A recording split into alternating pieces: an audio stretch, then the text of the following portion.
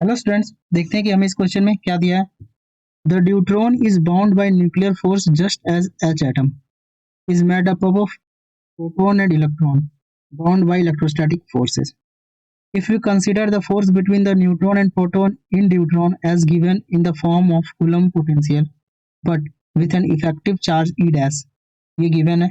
Estimate the value of E dash by E, given that binding energy of deuteron जो है वो given है. ठीक है, तो कितना दिया हुआ 2.2 मेगा इलेक्ट्रॉन वोल्ट. तो सबसे पहले हम लिखते हैं फोर एच एटम, तो ग्राउंड स्टेट में है. Ground state N equals to क्या है, 1 है.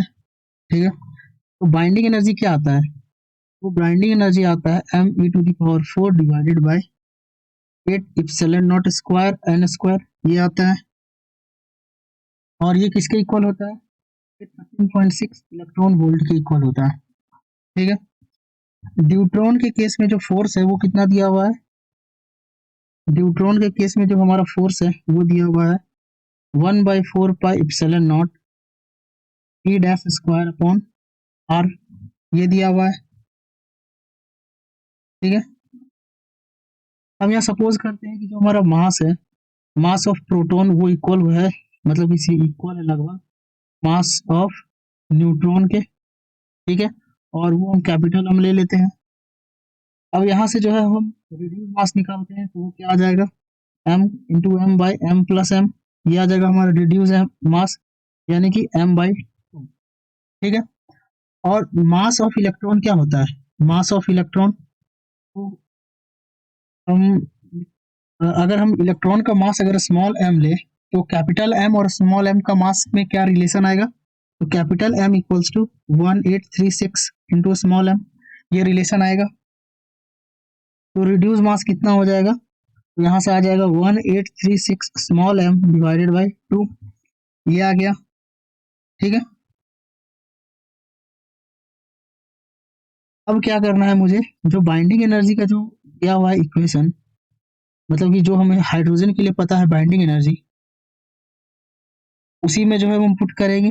तो ये जो वैल्यू है बाइंडिंग एनर्जी का, इसी में हम पुट करेंगे किसका वैल्यू, तो मास हम न्यूट्रॉन का पुट करेंगे, ई जो है वो चार्ज न्यूट्रॉन का पुट करेंगे, तो देखते हैं क्या आता है. तो बाइंडिंग एनर्जी यहाँ से न्यूट्रॉन के लिए क्या आ जाएगा, बाइंडिंग एनर्जी जो है न्यूट्रॉन के लिए वो आ जाएगा, न्यूट्रॉन के लिए बाइंडिंग एनर्जी क्या आ जाएगा, लिखते हैं. बाइंडिंग एनर्जी जो है वो बी डैश डिनोट करते हैं, वो इक्वल आ जाएगा 918 एम के.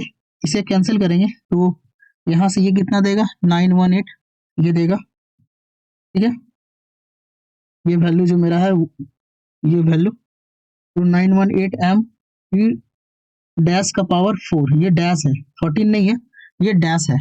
ठीक है, ये हम ऐसे लिख देते हैं कि ई डैश है और वो पावर 4 है, और ये डिवाइडेड बाई क्या हो जाएगा, 8 epsilon naught square N square, ये आ गया. ये बाइंडिंग एनर्जी का आ गया, और इसका वैल्यू कितना गिवन है मुझे, 2.2 मेगा इलेक्ट्रॉन वोल्ट. अब ये जो 1 नंबर है जो हम हाइड्रोजन के लिए निकाले थे, और ये मेरा 2 नंबर आया जो कि हम न्यूट्रॉन के लिए निकाले हैं, बीई और बीई डैश, दोनों को डिवाइड कर देते हैं. क्या निकालना है, बीई डैश बाय बीई, अगर डिवाइड करेंगे तो क्या आ जाएगा, यहाँ से 918 M E dash to the power 4 divided by 8 epsilon naught N square, तो दोनों में कट गया, उसे कैंसिल ही कर देते हैं, और यहाँ क्या बचेगा, M E to the power 4. ठीक है, यहाँ से एम एम भी कैंसिल हो जाएगा, एम एम भी कैंसिल हो गया, तो एम को भी हम इरेज कर देते हैं. तो यहाँ बचा क्या, 918 E two E dash to the power 4 divided by E to the power 4, और इसका वैल्यू कितना दिया हुआ है, बी डैश का वैल्यू है 2.2 मेगा इलेक्ट्रॉन वोल्ट, तो 10 to the power 6 electron volt, और ये 13.6 इलेक्ट्रॉन वोल्ट, ये है.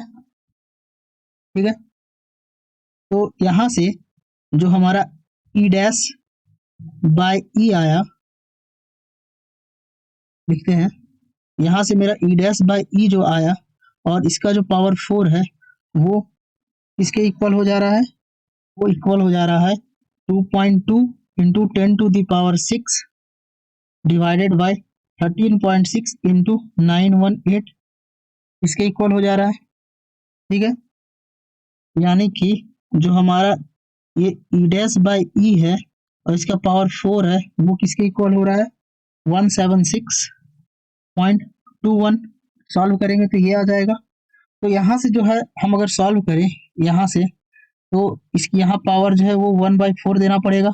तो ई डैश बाई ई मेरा कितना आएगा, तो ई डैश बाई ई जो है मेरा आ जा रहा है 3.64। ये मेरा आ जा रहा है ई डैश बाई ई 3.64। इसको फर्दर सॉल्व करेंगे तो ऑप्शन कौन सा हो जाएगा, तो ऑप्शन नंबर सी जो है वो करेक्ट ऑप्शन हो जाएगा।